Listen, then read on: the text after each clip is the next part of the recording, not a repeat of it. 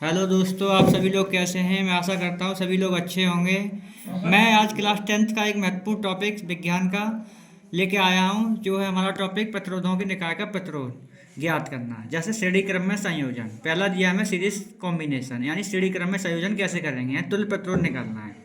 तो ये बहुत ही इंपॉर्टेंट टॉपिक है, 4 मार्क्स का आता है। तो इसका हमने फिगर बनाया, यहाँ पे चित्र दिया हुआ है। या 3 प्रतिरोध लिए हमने R1 R2 R3, इनके विभवांतर यानी वोल्टेज V1 V2 V3। तो यहाँ पे एक बैटरी लगाई है हमने E, और वोल्टेज B है, धारा I इसमें प्रवाहित हो रही है हमारे पास। तो यहाँ से हम देखते हैं कि लिखा है प्रतिरोधों का श्रेणी क्रम में संयोजन इस प्रकार होता है कि इसमें R1 R2 R3 प्रतिरोधों का श्रेणी क्रम में जोड़कर एक सेल जिसका कुल विभवांतर V वोल्ट है। अतः माना प्रतिरोधों के सिरों पर विभवांतर क्रमशः V1 V2 V3 हैं, तब ओम के नियम से। तो ओम का नियम होता है हमारा V बराबर IR। तो हम यहाँ पे जब प्रतिरोध अलग अलग हैं और वोल्टेज अलग अलग हैं, तो हमने इसको 3 जगह डिवाइड कर लिया। V1 बराबर IR1, V2 बराबर IR2, V3 बराबर IR3। अब हम यहाँ पे इसका यानी तुल्य वोल्टेज निकालेंगे। तो यहाँ पे तुल्य वोल्टेज कितना है इसका, तुल्य विभवांतर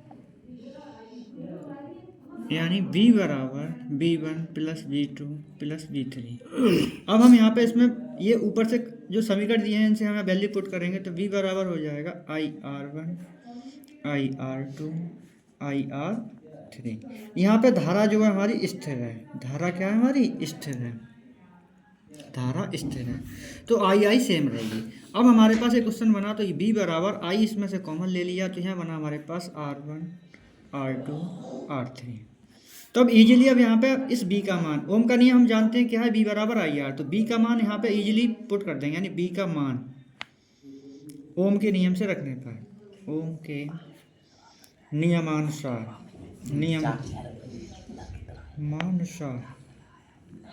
तो B बराबर लगा देंगे हम IR। तो इजीली हो जाएगा IR1 plus R2 plus R3। तो I से I कैंसिल हो गया, तो R बराबर बचा हमारे पास R1 plus R2 plus R3। ये हमारा प्रतिरोधों का श्रेणी क्रम का फॉर्मूला है।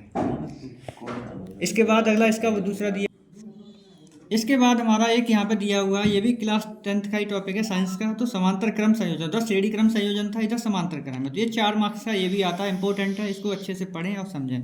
तो मैंने यहाँ फिगर दिया हुआ है, 3 प्रतिरोध है, यानी एक तार से ये 3 तार में हो गया। तो एक तार R1, दूसरा R2, तीसरा R3। इसमें वोल्टेज लगाया, बैटरी कुंजी लगी हुई है यहाँ पे हमारी, और धारा I प्रवाहित हो रही है। तो यहाँ पे इजीली हमने इसे सॉल्व किया है। माना प्रतिरोधों R1 R2 R3 में क्रमशः I1 I2 I3 धाराएं प्रवाहित होती हैं। तो प्रतिरोध में प्रवाहित धारा बिंदु B पर मिलकर I बनाती है। बिंदु A पर प्रवाहित 3 भागों में विभाजित धारा यानी I बराबर, इसकी जो धारा है I1 I2 यानी टोटल हो जाएगा I बराबर इतना। तो ओम के नियम अनुसार हमने यहाँ पे लिखा I1 बराबर B अपॉन R1, I2 बराबर B अपॉन R2, I3 बराबर B अपॉन R3। यानी ये हमने तीनों समीकरण लिख लिए। इन तीनों का मान I1 I2 का मान हम समीकरण 1 में रखने पर I1 I2 I3 का मान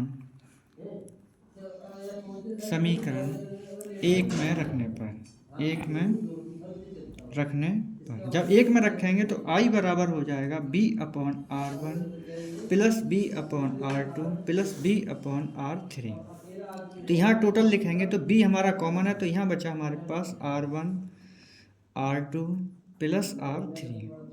तो इजीली अब हम यहाँ पे I का मान ओम के नियम से, तो I का मान ओम के नियम से क्या होगा हमारे पास, ओम के नियम से I बराबर होगा B अपॉन R।